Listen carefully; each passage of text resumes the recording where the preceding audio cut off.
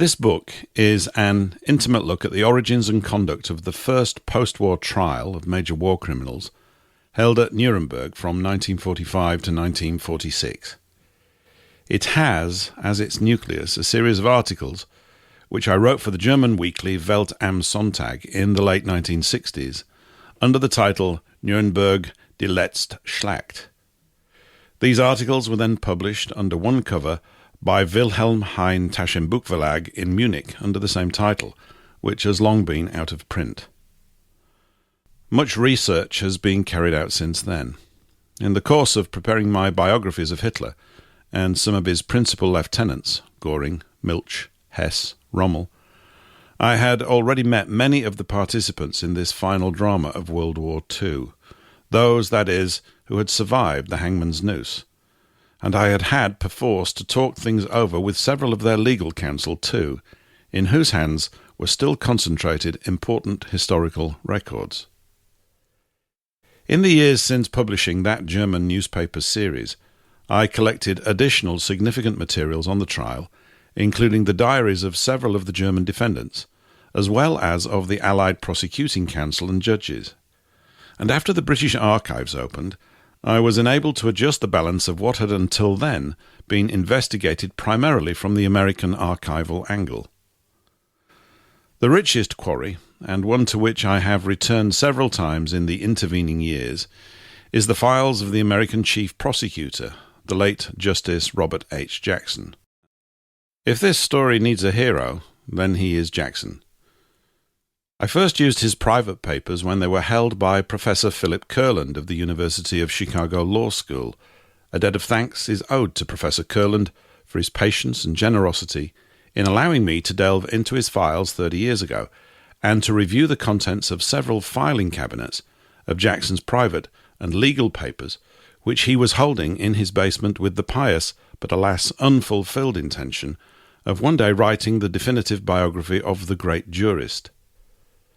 The folder listed tantalizingly as Diary kept by Jackson from April 27th to November 19th, 1945, was at that time missing, but it turned up years later in box 95 of his confidential papers, which had by then been transferred to the manuscript division of the Library of Congress in Washington, D.C., and William Eldred Jackson gave me the formal permission needed to make use of his late father's diaries.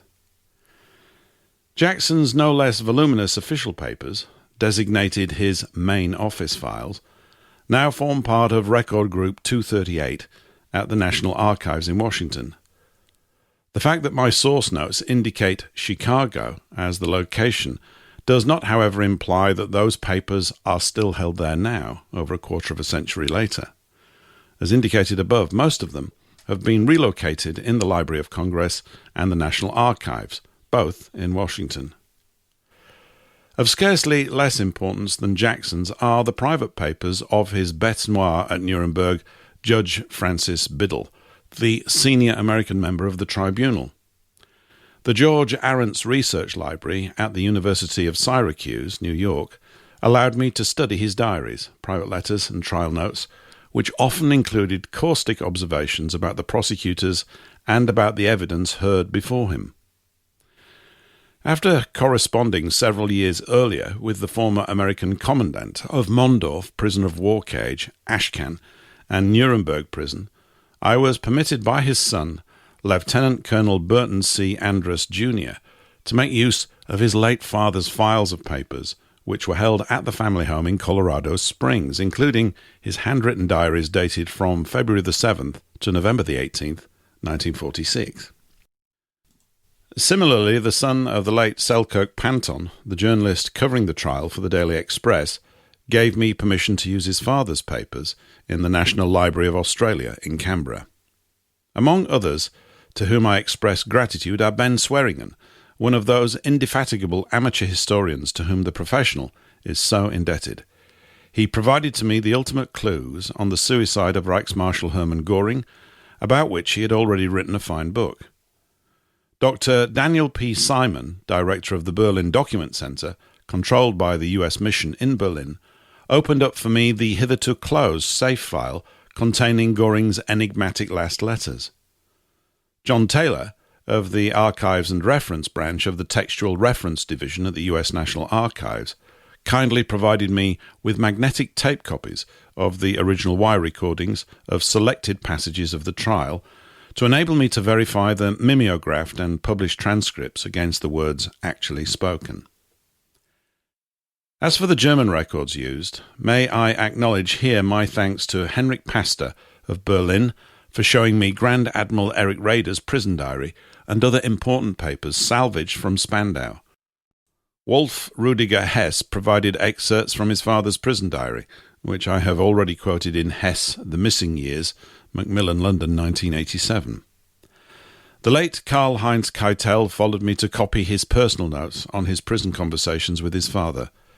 I was able to conduct lengthy interviews with Albert Speer, Erhard Milch, Karl Bodenschatz, and others about the trials, prison life, and interrogation methods. Among the German lawyers whom I interviewed were Dr. Alfred Seidel, defense counsel for Hans Frank and Rudolf Hess, and subsequently Bavarian Minister of Justice, a courageous fighter and a friend of many years' standing. Dr. Otto Nelty, counsel for Field Marshal Keitel. Dr. Friedrich Bergold, counsel for the absent Martin Bormann. Dr. Rudolf Merkel, counsel for the Gestapo. Dr. Robert Servatius, counsel for the Nazi Party's political organization. And Professor Dr. Hermann Jareis, counsel for Alfred Jodl. I also spoke with Konrad Morgan about aspects of SS Obergruppenführer Ernst Kaltenbrunner's testimony.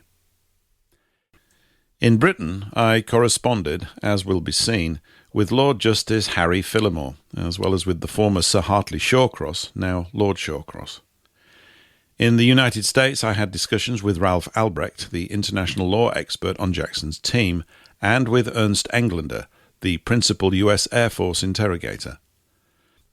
Somewhere in between these nationalities falls, or fell, the late Dr. Robert M. W. Kempner, who, after a brief debut as a legal officer in Göring's Prussian Ministry of the Interior, fled from Nazi Germany in 1933 and returned in 1945 in the uniform of a U.S. Army colonel, designated as an assistant to an unwilling Robert Jackson.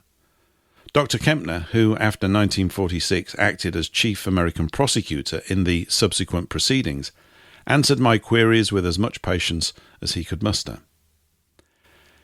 As with my earlier works, I have catalogued and placed much of these source materials on microfilms which are available to researchers.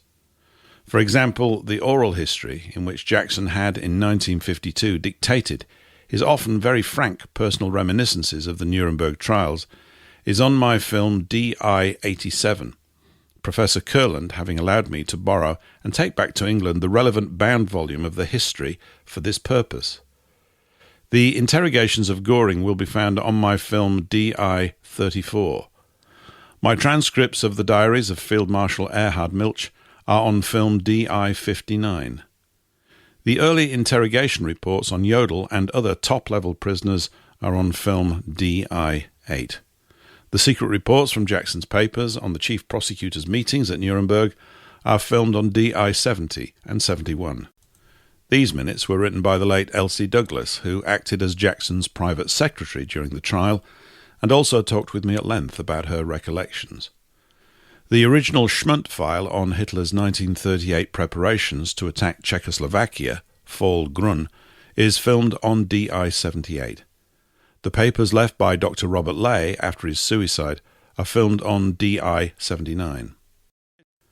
Miss Susanna Scott Gall performed some of the legwork involved in utilizing the more remote document collections. Karl-Heinz Hofkes of Essen made available to me the diaries and other papers of Julius Streicher from his collection. Professor Ian MacLean of the University of Wollongong in New South Wales drew my attention to documents in the Public Record Office on the earlier British deliberations about how to dispose of the enemy leaders.